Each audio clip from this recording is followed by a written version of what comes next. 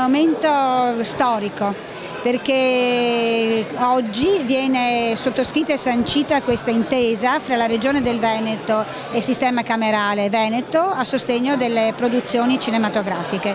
Quindi un territorio che aggiunge quest'ultimo tassello per essere accogliente alle produzioni cinematografiche. Unioncamere è economia, è impresa, la Regione segue la cultura.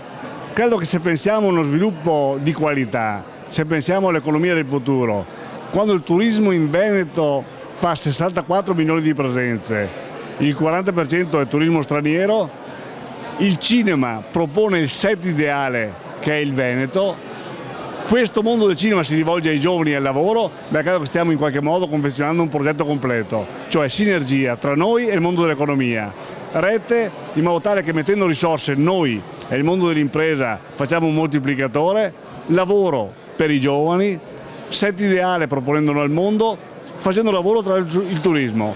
Sappiamo che ogni euro speso nel mondo del cinema ha un ritorno pari a 30-50 volte quanto si spende.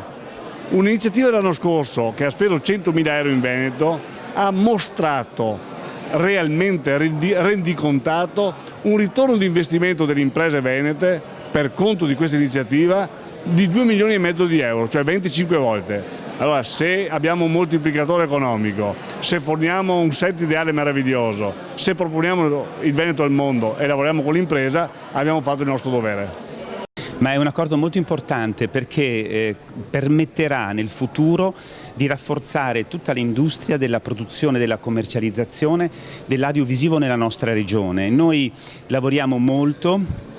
Come Unioncamere abbiamo l'ufficio della Comunità Europea, l'Eurosportello, che si occupa dei finanziamenti comunitari, lavoriamo molto insieme quindi con l'Unione Europea e abbiamo dei dati un po' sconfortanti sulla partecipazione delle nostre imprese, appunto dell'audiovisivo, ai bandi di gara media dell'Unione Europea, che è un grande peccato perché sono molti fondi messi a disposizione da Bruxelles. Ecco, il nostro auspicio, la nostra speranza è che rafforzando insieme con la Regione, con adeguati finanziamenti, l'industria dell'audiovisivo della nostra regione, questa diventi più competitiva. Diventando più competitiva possa anche partecipare con successo a questi bandi dell'Unione Europea.